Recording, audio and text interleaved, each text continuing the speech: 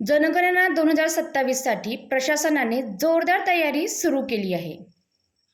पहिल्या टप्प्यात घरगणना यादी तयार केली जाणार असून 1 मे ते 15 मे 2026 दरम्यान नागरिकांनी स्वगणनेत सक्रिय सहभाग द्यावा असं आवाहन करण्यात आलं आहे. त्यानंतर 16 मे 2026 पासून प्रत्यक्ष जनगणना प्रक्रिया सुरू होणार आहे. या मोठ्या मोहिमेसाठी तब्बल 239 प्रगणक आणि 65 पर्यवेक्षकांची नियुक्ती करण्यात आली असून एकूण 304 अधिकारी आणि कर्मचारी या कामात सहभागी होणार आहेत.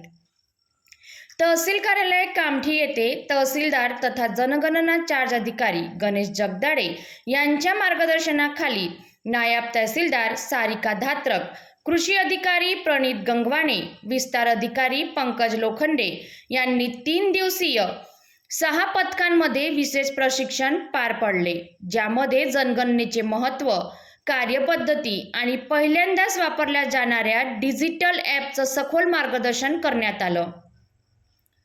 नागरिकांनी अचूक माहिती देऊन प्रशासनाला सहकार्य करावं असं आवाहन तहसीलदारांकडून करण्यात आलं आहे. अंतर्गत केलेल्या आदेशाचे पालन करण्यास अपयशी ठरत असेल किंवा जनगणना अधिकाऱ्याने विचारलेल्या कोणत्याही प्रश्नाचे उत्तर देण्यास तो कलम 8 द्वारे कायदेशीररित्या बांधील असलेल्या कोणत्याही प्रश्नाला